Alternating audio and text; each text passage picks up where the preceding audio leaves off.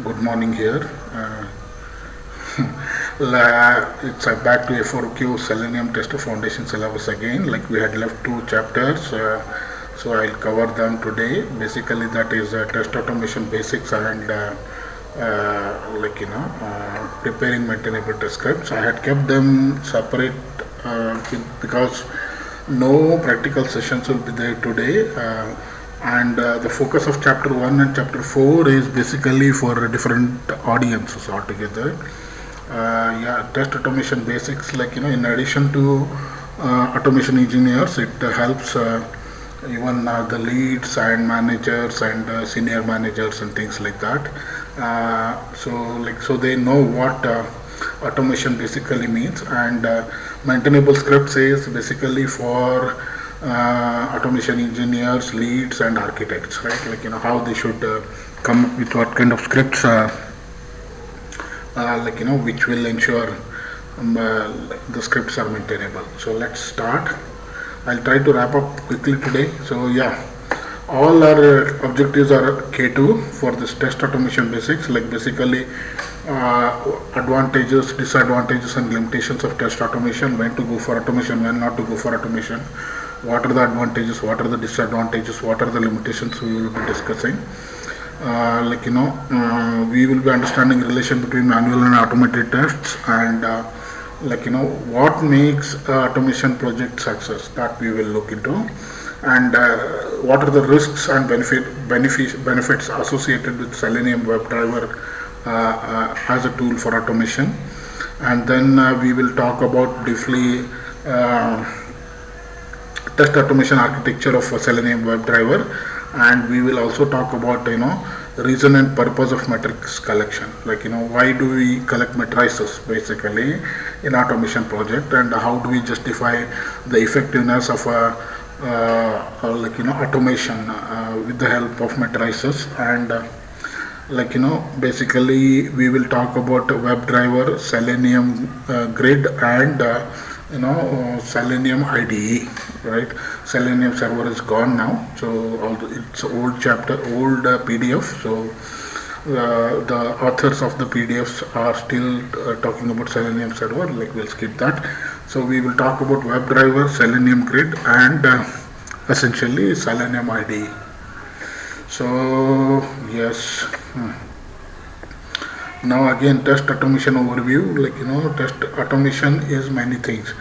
Test automation may mean many things to many people, but we are taking standard silver bullet ISTQB is a definition, and what it says is basically test is automatic execution of functional tests, right? Automatic execution of functional tests designed at least in some way to simulate human being executing manual tests, right?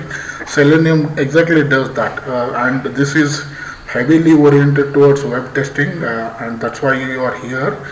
So functional testing essentially means imitating the behavior of tester executing them manually. That is ISTQB definition, and we anyone we stick to ISTQB definition. And we also talk about automation requires design, creation, and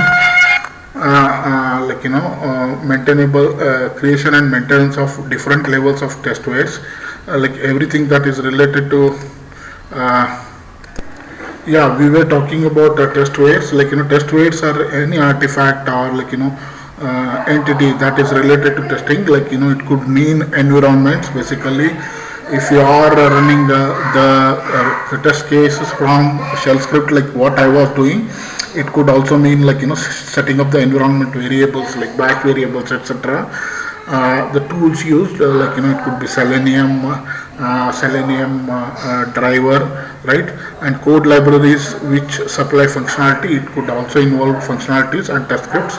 Basically, the Python things that we were using are test scripts. And test harness. Test harness is the environment which aids testing. So that is test harness. Logging, reporting, when you execute a test case, you also log for further like analysis, etc. And report is like that the one which you send for somebody who is closely monitoring and controlling the test execution for them. So that is what he is talking about. So basically, next we talk about objectives that we try to achieve with the functional test automation. Basically, we try to improve the efficiency of testing by reducing the cost of each test run. How do we reduce the cost? We save the man hours spent in executing the test case, like which is effort saving. Effort saving translates into cost saving, like that, right? Test more and other things than we might be able to test manually. See, this sounds weird when you read for the first time, but if you apply a thought process, basically what they are talking about here is what is not possible to test manually. So that you can test using Selenium. How I'll explain. You could come up with a Selenium script and you could make use of JMeter or BlazeMeter as a main tool, and then you could execute this test script. You could simulate a scenario like lakhs of users logging into your website at in a very short span, right? So JMeter ramps it up very fast with one thread for each one of those test cases, and you could simulate it within certain minutes, right? You could scale up and simulate a scenario where lakhs of users have logged into the server that you are testing. So that is possible, and reducing the amount of time needed for running tests, right?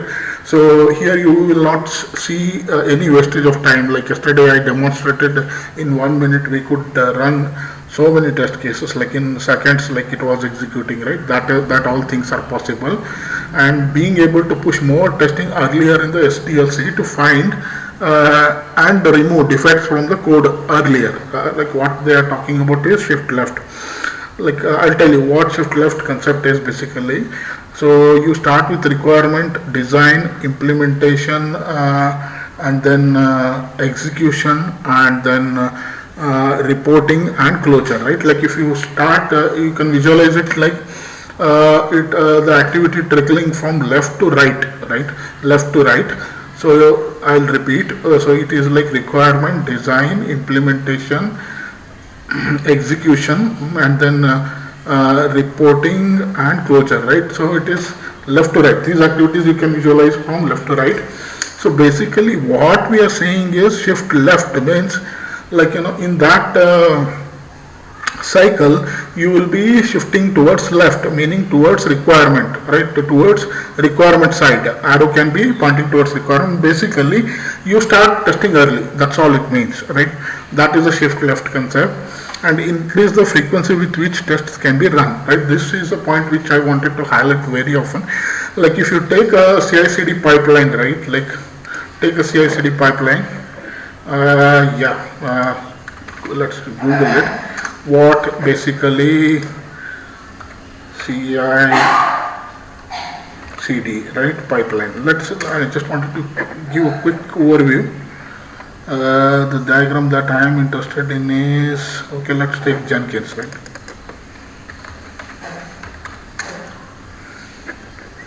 Jenkins,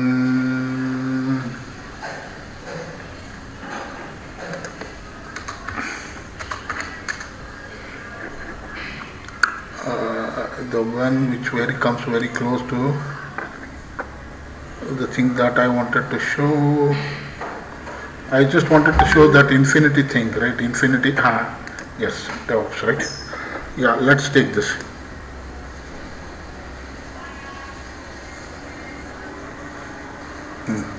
What you do now, like basically, you plan and then, you will start from here. You plan, build, like continuous integration, deploy, operate, and then you go back in the loop like this, right? I'll tell you, plan, build, and then continuous integration, deploy, and then operate and continuous feedback. So the test scripts that we are talking about fit in this cycle. So before you see every cycle here, right? Every cycle here, right? when you plan, build and continuously integrate before deployment, your Selenium scripts will come somewhere here, automation scripts. So it is essentially like you plan, you build, you integrate, test, right? Test thoroughly, and if there are any issues, like you communicate back to developers, and if the test execution is successful, then only you deploy, right? And then operate and things like that. So here, this is essentially helping, to test continuously at continuous integration phase or immediately after continuous integration phase. So automation scripts go very hand in hand, very much hand in hand with continuous testing, which is useful in continuous integration in that to DevOps. So that is the reason why there is so much of push for automation everywhere. And in many cases, this is the sole reason why organizations are moving towards automation. And now, we'll say, like anything in life, right? Everything that has advantage has disadvantages. That's what they are talking about here. And no automation project is success accidentally, right? This line is very, very important. No, even if you take a person, right? No person is successful accidentally. It involves tremendous amount of preparation, continuous effort, planning, proper execution, and continuous improvements. So something similar involves in successful automation project also, right? Automation projects are not successful accidentally. And advantages of automations can include running automated tests may be more efficient than running them manually. So here they are using the word may, right? It is very much true. And performing some tests that cannot be performed at all or easily manually, such as reliability and efficiency tests. Spoke about it already. And reducing the time needed for execution, allowing us to run more tests per build, right? This is the idea of DevOps. If you are doing multiple releases in a month using agile approach, right, then that's where this automated test suites can be of help tremendously. And increasing the frequency that the tests can be run. So you can, since no manually, it's not like somebody is giving you build and they're saying test it manually. A lot of fatigue is involved there. But if it is automated, you just run the automated test suite and you are done. It is not like if automation is not there in the project, it is like, and if you are releasing 4 builds per week or 10 builds per week, imagine the fatigue that the testing team will have, right? Provided you don't have automated test scripts. So that is the idea here. And freeing up manual testers to run more interesting and complex manual tests, right? Exploratory tests. So if you want a basic definition of exploratory test, go to ISTQB Foundation explanations. Basically, these involve research kind of a testing, where you learn the system under test as you proceed further in testing. So you do a lot of research and exploratory nature test cases you run, and reducing mistakes made by bored and distracted manual testers. That's what I was talking about. If build is dumped onto you, every short span of time, you have to manually test it. You can imagine the condition you will be in. So executed tests earlier in the process, providing quicker feedback on the system. So this is shift left concept again. So you can start testing process early, and then you can find bugs early and report them early, right? That's what it means. Executing tests outside normal business hours. Here nobody needs to be awake to run them. You can schedule a cron job in a Linux kind of environment that I am using, and the cron job can come up, execute the test cases. Very easy to do, especially people from telecom networking software background, they would have done this long back meaning around 15 years back. This concept is not new. So testing outside normal business hours is which has been done long back. I mean, and then increasing the confidence in build. Right? If all the test cases are going through perfectly, like that means increased confidence in the build. And what are the disadvantages that we are looking at? Disadvantages are increase in the cost, right? Because you are also developing scripts, which means software development in test, right? So that is an additional overhead that a team has to incur, overhead or investment, how you look at it. And delay, costs, mistakes associated with testers as they learn new technologies. I mean, we were talking about Python, right? I mean, if we don't have Python knowledge, developers, not developers, testers in the team, they have to learn it, pick up and start contributing. So that's what they're talking about. So that is a delay, like the time that you spend in ramping up the team on the programming languages, the frameworks, the environment, etc. In worst cases, the complexity may become overwhelming. So just you need to do what is required. I mean, you should not go too much into design patterns, etc., and then make the test scripts so bulky and big, right? Where they become overwhelmingly complex, not complex. They will become over boilerplate code goes on increasing, and you should not be in that kind of a situation. And unacceptable growth in the size of automated tests, possibly exceeding the size of system under test. This is a beautiful concept here. So what they are talking is the test scripts that you develop, let's say they are 30 kilo lines of code and the product code is 5 kilo lines of code, right? So then nobody will accept such a automation, because the code size of test code size has become 6 times the product code size, right? And then software development skills needed on the test team, right? This is important, test team they are talking about, not team. So software development skills needed by the test team, providing services to the test team. So we also spoke sometime back, they need to be ramped up on these things, and considerable maintenance of tools, right?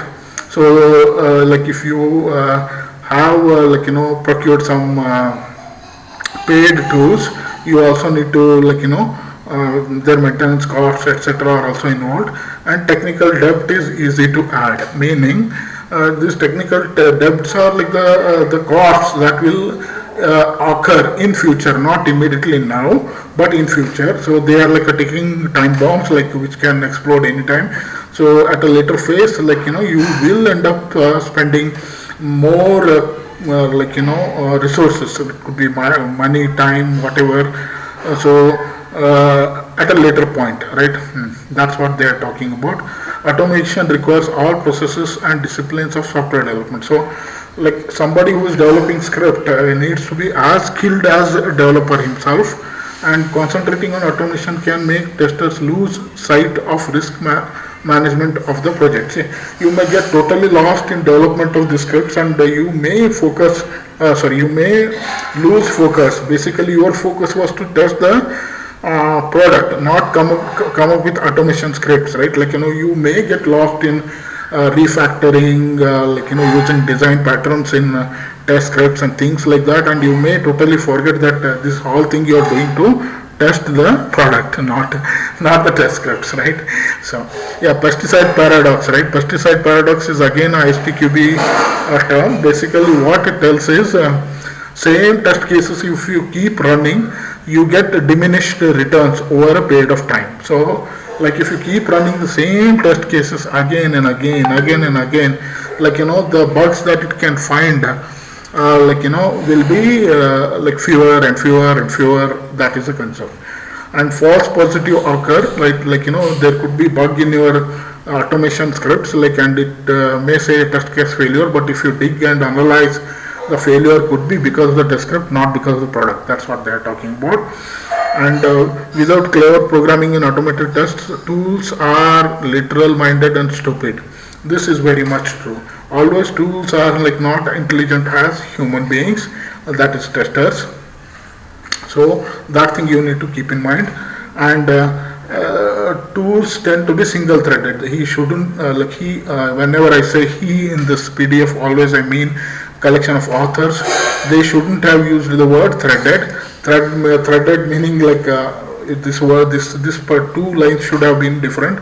Basically what they are saying is you should not be single focused, right? That is, they are only looking for the outcome to an event.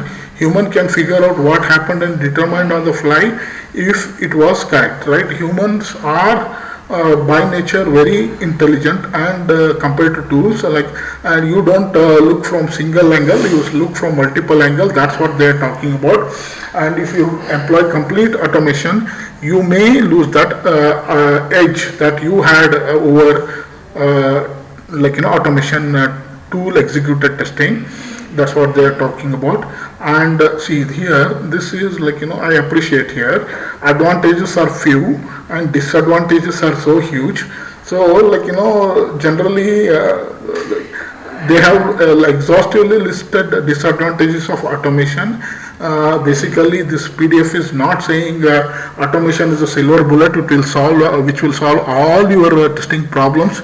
So it's always better to be honest, transparent, and be upfront in pointing out disadvantages. That's what this PDF is talking about, is doing, not talking about it's doing. And there are a lot of constraints on automation projects. Some of these can be migrated by clever programming, good engineering practices. Some cannot. Some of these limitations are technical, some are managerial. So the problems that you encounter could be purely technical or it could be pure managerial. So yeah, now, as I said in the very beginning, it is for management. Why I said is there are few lines which are meant for managers. So unrealistic expectations by management. See, I am manager myself. So what it means is unrealistic. We should not have unrealistic expectation from automated testing project. What is achievable, what is not achievable by automation should be clear to management. And you should not be short-sighted. So short-term thinking which can destroy automation project.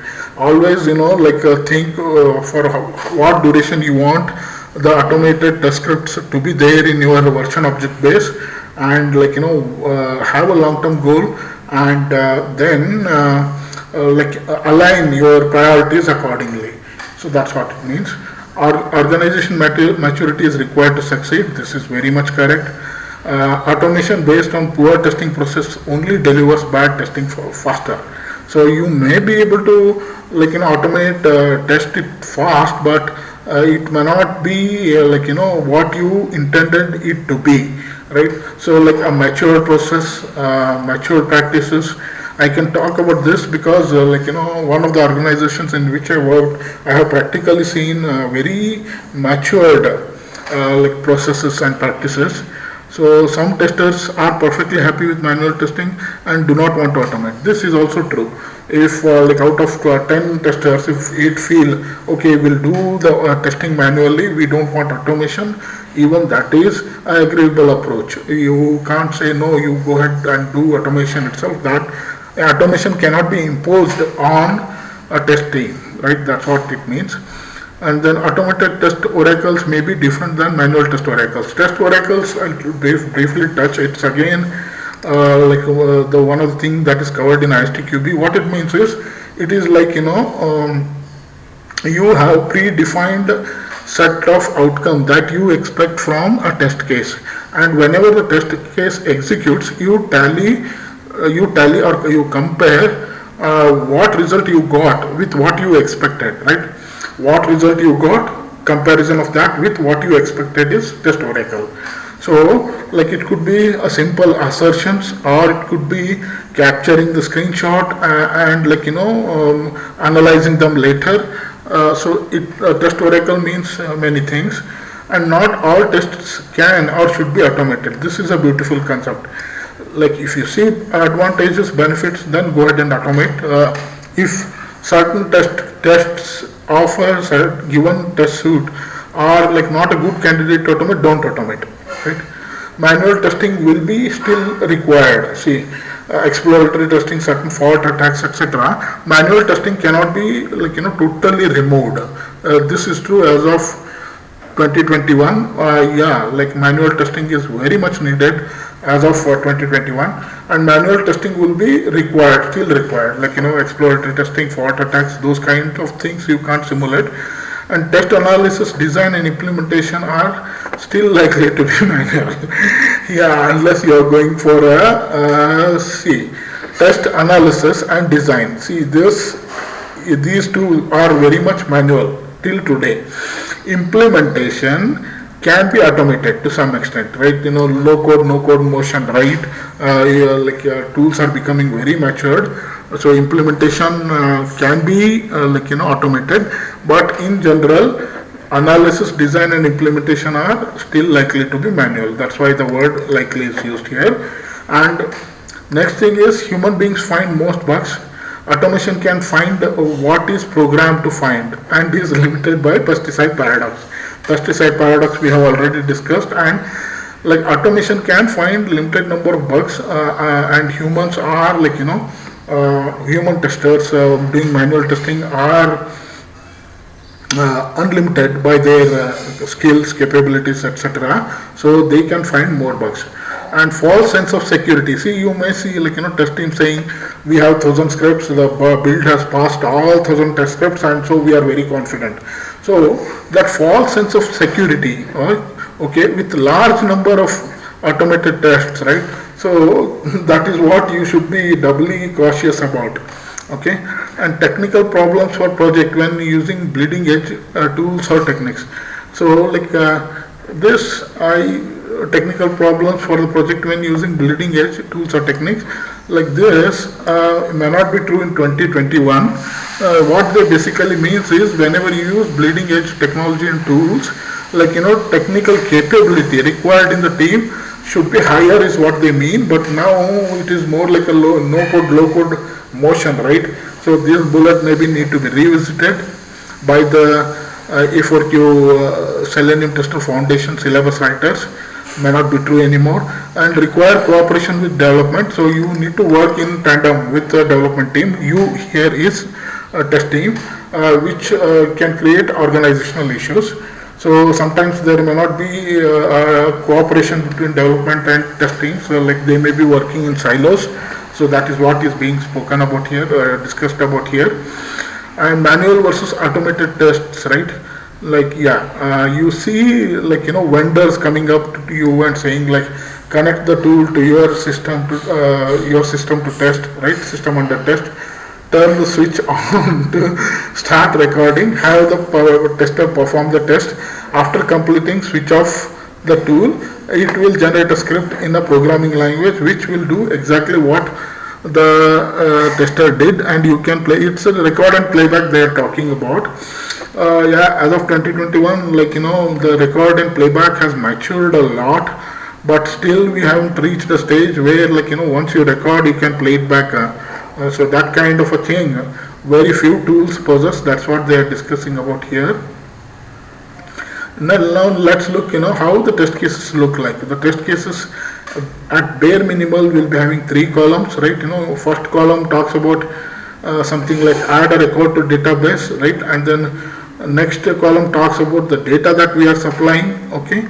And the third column tells about what happens when you do the step that is mentioned in the test case. So this is manual test case. So you add a record to database with this value, right? And then a record is created with this value and record is returned. A record is created and a record returned, right? So you should see whether this is populated in the database or not. So this is how the manual tests used to look like. That's what they are talking about. And then when manual tests testers are involved, if you just say task equal to open file, while opening a file, if there is any error warning or informational message, right, manual testers are more well equipped to handle the scenario. In worst case, what they do is if they are not able to solve it themselves, right, what they will do is they pick up the phone and ask an expert, like experts in the team. So that is what they are talking about. These automation tools are not so intelligent. And now some consider some of the questions that manual testers can answer.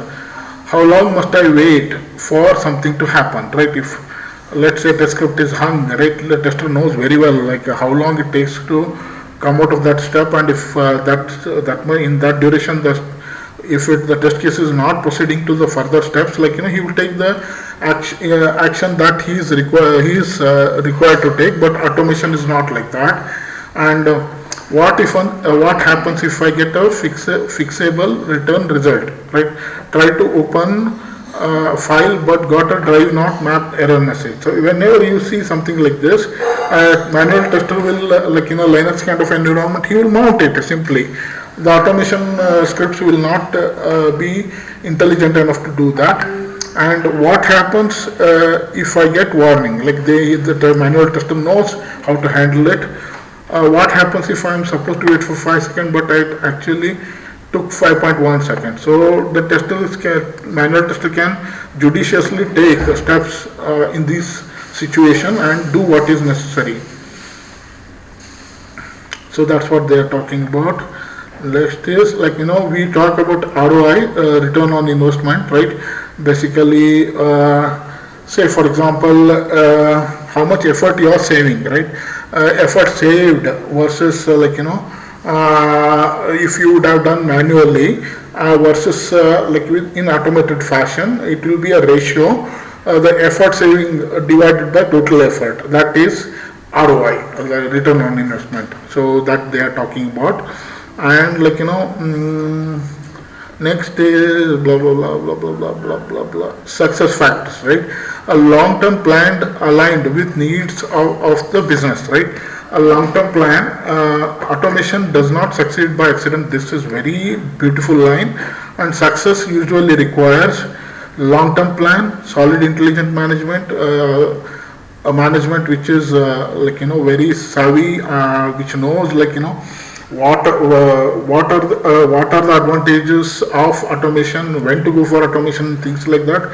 And stark attention to the details, minor details you should carefully take into consideration. Process maturity, we spoke about it. Process should be matured, practices should be matured, execution should be matured, and architecture and framework which are formalized, right? A formal architecture, a formal framework, proper training before you imbibe or deploy anybody in the test team, proper testing required for them, and mature level of documentation. This is important irrespective of any field, right? Like without documentation you can understand. Yeah.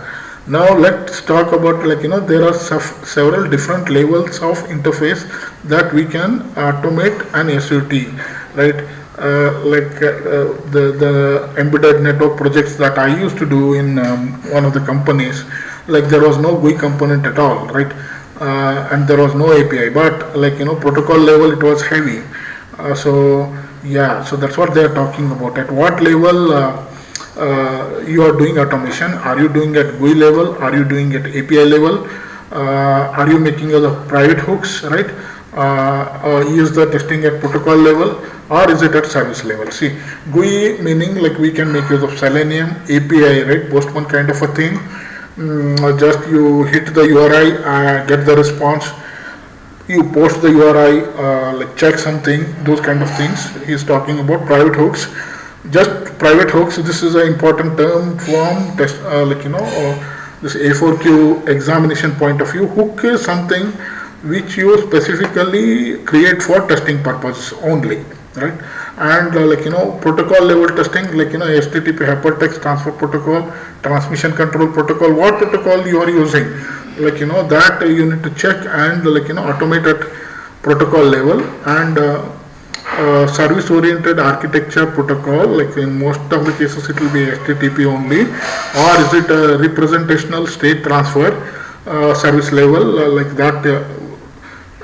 for that level you will be automating in a different way. So you check at what level you are operating, at GUI, API, protocol service, and then come up with automation which suits, right, particular level.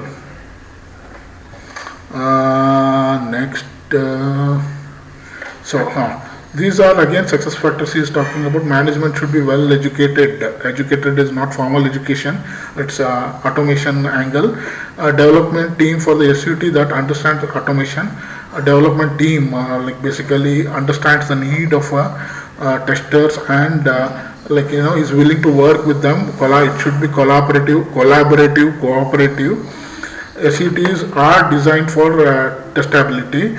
SUT's system under tests must very much be testable. If they are not testable, it is problem for whole organization, not only for that particular group, right? And then developing business case for short, medium, and long term. We need to have business cases for short, medium, and long term. Having right tools to work in an environment with SUTs, right? We should be picking up the right arsenal, that is the right set of tools. Right training is required. Well designed and well documented architecture and framework, right? And then well documented test automation strategy, a formal and well documented plan, right? Automating at the right place. So okay, now we talk about risks and benefits of Selenium WebDriver. There are three things, right? Selenium IDE, Selenium WebDriver, Selenium Grid. So we will be talking about risks and benefits of Selenium WebDriver. So Selenium can be automated with any of these programming languages, right? And then yesterday itself we talked the browser could be Chrome, Firefox, IE, Edge, or Safari, right? Safari like Mac, Firefox for Linux and Ubuntu families, Edge and Internet Explorer basically for Windows, Chrome for across operating systems. So this exe is for Windows. In Linux we don't have a concept called exe, but basically you will have a executable WebDriver. That's what they mean. And then test execution can be consistent and repeatable. Here, as with any tool, there are both benefits and risks of Selenium WebDriver. We have already discussed the ups and downs. Many of the benefits that an organization may profit from are the same as any other automation tool. So Selenium is no exception. The automation could be in healthcare domain, automation could be in a telecom domain, automation could be in finance domain. Wherever, whatever disadvantages you have with automation, you have with Selenium too. So he has documented here. So we have discussed this. Now I'll skip this. With benefits go risk, right? Here he is talking about risk pyramid, not risk pyramid, testing pyramid. At the base you will have a lot of test cases. As you move towards the vertex, right, there will be fewer test cases. So GUI testing is at the vertex, and then we spoke about continuous integration. We this is next thing that I should touch upon. If the features are not hardened yet, and if you are developing test scripts, and if the development team is moving making huge changes in the GUI, your test scripts will be impacted proportionately. So that is a risk. And manual testers are more efficient at finding bugs. This we have already discussed, because manual human beings are more intelligent than the tools. Tests are difficult to automate, might get skipped. Tests that are difficult to automate might get skipped. So generally the test team may skip the test cases which are difficult to automate, and then automation needs to be run often and return a positive ROI. This is from business angle. So ROI should be always positive for automation work, right? If you say I'll save 2 months of time, but I need 24 months of development effort for test scripts, it doesn't make business case. In research setup, these kind of things are acceptable, but not in commercial setup like businesses. Next we'll talk about TAR, right? TAR is a test automation architecture, which we have been using extensively. It is again a ISTQB term, right? ISTQB.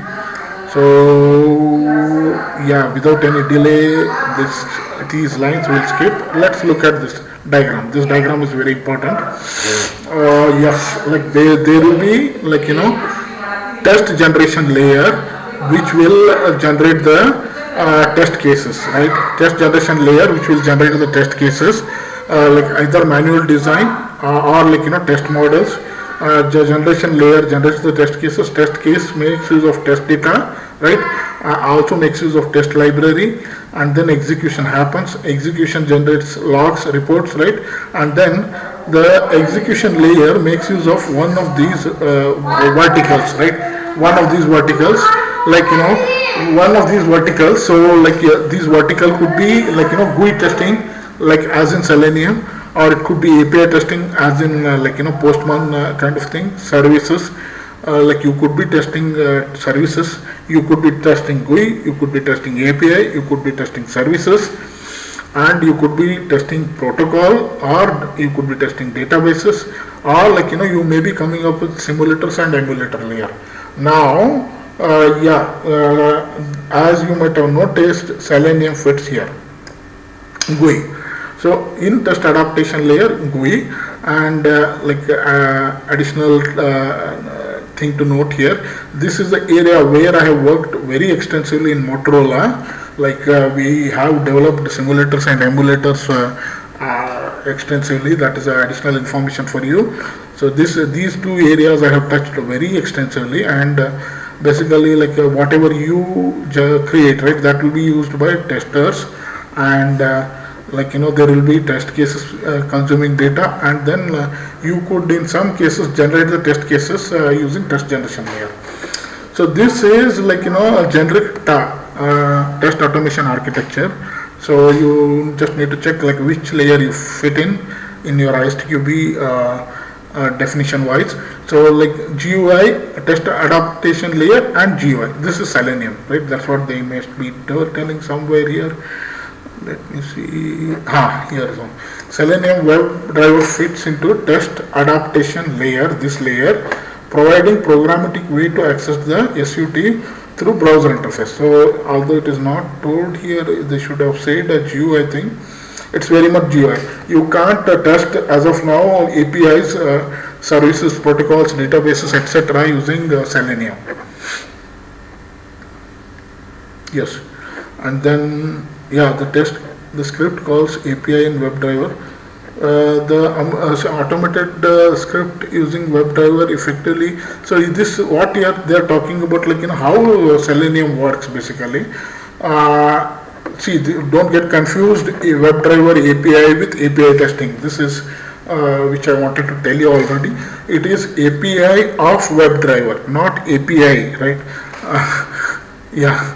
So, like, the test script calls for tasks to be executed. Script calls API WebDriver, and then API connects to appropriate objects in the SUT response, and then success or failure is communicated back to the script. This, I covered in the first video itself. Basically, test case talks to WebDriver, WebDriver talks to actual browser interacts with the SUT, and the response is propagated backwards. Yeah. Purpose of metrics collection in automation, like, basically we measure it on usability, maintainability, performance, and reliability. They basically summarize, how the automation was beneficial, right? Yeah. So, and you collect all kinds of matrices on those set of parameters to know, like, whether the automation project was successful or not. And then for small startup project, here are some of the metrics that might be useful, like, fixed cost to get automation up and running, like, how many testers you need, what are the salaries, how long they'll be working, what are the tools required, how much you need to pay for the tool. Selenium is open source, but yeah, in general, this whatever I spoke some time back is true. And regression test effort that has been saved, right? This is ROI concept. Like, how much time you saved by automation, that you need to measure, and effort expended by automation team supporting the automation, not only like development costs, like once it is deployed in use, right? Like you need to spend certain amount of time supporting the automation, right? Automation execution. The executors may not be knowledgeable enough to understand every nitty-gritties of basically this automation. So you spend certain amount of time supporting it, and then coverage, right? At unit test, integration, system test, configuration tested, user stories covered. Like you can measure coverage. Coverage is a very beautiful concept which tells how much we have tested basically. Statement and decision coverage. Basically, is statement and decision coverage 100%? Are we covering all the statements? Are we covering all the decisions? And integration level test, have we exhausted all the interface testing, like data flow coverage, is it checked? And then at system level, right, system test level, have we covered all the requirement features, identified risks, have we covered all of them in testing? And configuration, right, our product is supposed to support let's say n number of configurations. Have we tested on all the configuration? If it is agile, right, have we covered all the user stories testing?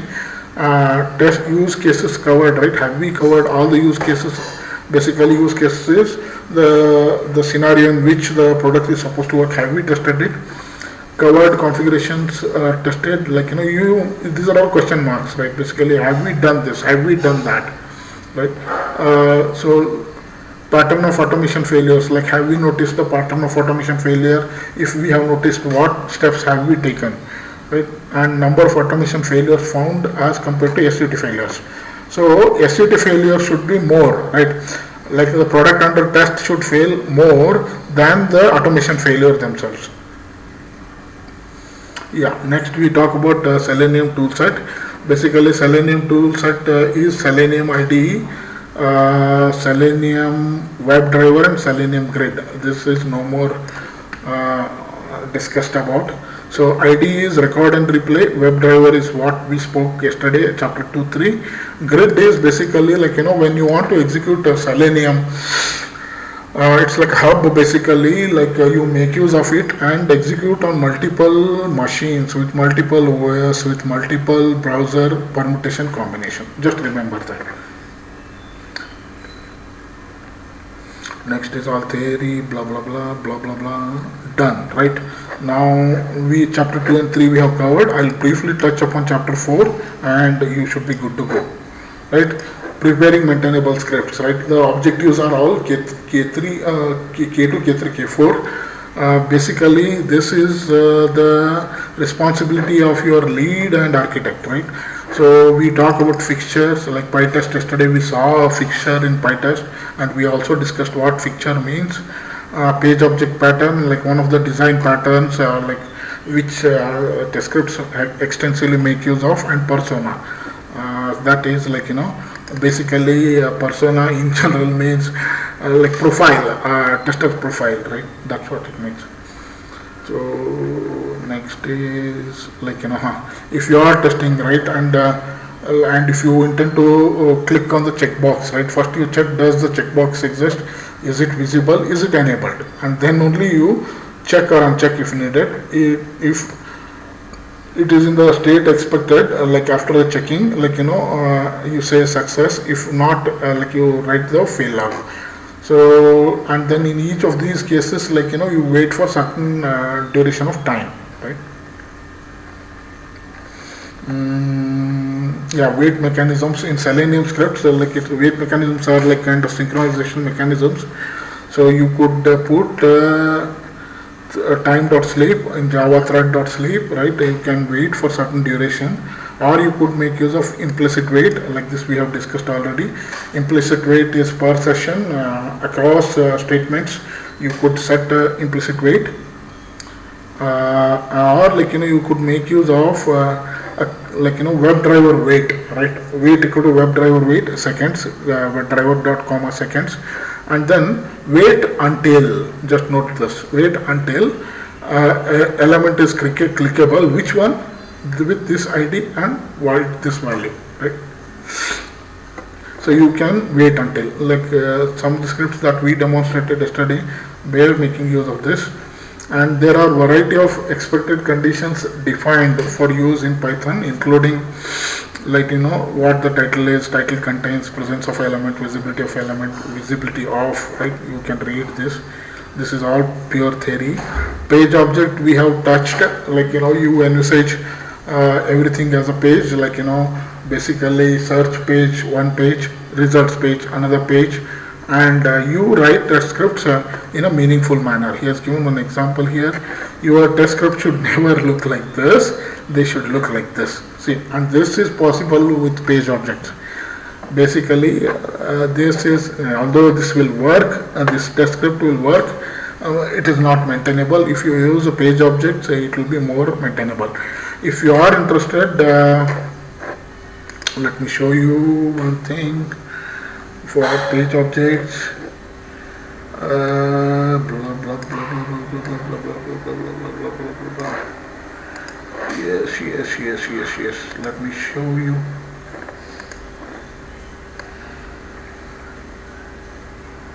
Yes, this is the thing which I wanted to show.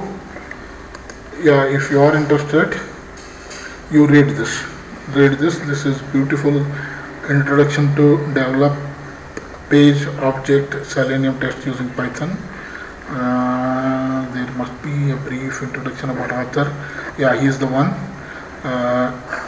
Andy Knight, right? You read it.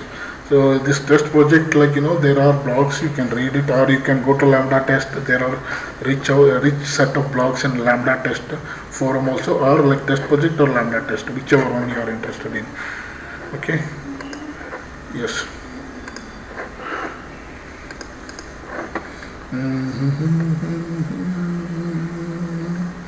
Yeah, like your sign up page should look like this, right? It is clean, right? Readable. Can't you make it out? This is like totally masked up. This is totally masked up, and right, this is like more readable, right? This is more readable. That comes under maintainable scripts, right? Whatever you develop should be maintainable by others. Like they should be legible, readable, and should be easily maintainable. And here he is talking about keyword driven testing, like key value pairs you map into, and these keyword driven are more human readables. So as at its bare minimum, a manual test script tends to have information in 3 columns, like we have already discussed that thing, the step that you want to take, the test data that you want to supply, the result that is expected, right? In chapter 1, go back and visit the table, you will get to know. First column contains an abstract task to do, and abstract, so it does not need to be changed when the actual software changes. For example, add a record to database, this example we have covered, and no matter what version of the database this abstract can be performed. Like it doesn't matter, like whether like you are making use of what version of a database that you are making use of. Postgres version, right? It keeps on updating. Like if you are using Postgres, right, it should not matter which version of Postgres you are making use of. When you say record, the script wants to add a record, it should get inserted into the database. That's what they are trying to say here. So key value, if you map properly, like whatever those minute details can be abstracted out. Yeah, the test case design is decoupled from the SUT, right? They become two different entities. Made test execution, test abstraction, and test definition layers, right? Test execution, test abstraction, and test definition layers are made separate, and reuse of the keywords in different test cases, right? You can make use of reuse of the test keywords. Improved readability of test cases. Test cases look pretty, less redundancy. Redundancy is removed off, and lower maintenance costs and efforts. There are so many bullets, you read them. Yes, I think we are done here. And another term is KDT. This KDT is again a ISTQB term. It is keyword driven testing. Yeah, this bit is from your testing test purpose, right? Only for those who are appearing for A4Q Selenium Tester Foundation syllabus exam. Like most of the questions will be not most, like a lot of questions will be from this glossary of Selenium terms. So don't ignore this. So class attribute is data member of a class. Comparator is assertion. Basically, you check between two things, like what is expected, what you got in test oracle. CSS selector is like XPath selector. You could use CSS selector. And DOM, right? It is a tree basically. DOM is a it follows a tree like a structure where HTML and XML can be parsed as a DOM, document object model. Fixture, right? Yesterday I showed you fixture. Wikipedia definition is environment used for consistently testing. And framework is basically tools, libraries and fixture put together. Function is Python function, just like any other programming language. Hook is basically what is created for predominantly to provide enhanced testability to the system. So these hooks are provided by SUT team, which can be made use of for testing purposes. Hypertext markup language we have discussed. ID is basically what uniquely identifies HTML element. Iframe, remember this, very important from your examination point of view. This is inline frame, right? Generally if you go to any website, right, there will be towards the footer in the end there will be Twitter, there will be Facebook, there will be LinkedIn, icons, right? They are standard examples of inline frames. Modal dialogues are something which will mandatorily you should handle before coming back to the underlying screen. Page object pattern, right, is a design pattern that is extremely successful with testing fraternity, testing stakeholders. Pesticide paradox, we discussed this, with the diminishing returns with same set of test cases running time and again. Persona, basically user profile. See, I'll tell you this basically what it means. Let's say a product is there, and let's say there are 4 levels of profiles, right? And that for each level of profile, the system under test is supposed to behave differently. You can think like this: admin, user, and non-user, 3 levels. So admin will have full privileges, user will have optimum privileges, and non-user should not be even allowed to enter, something like that. Depending upon your SUT, there could be multiple levels of persona.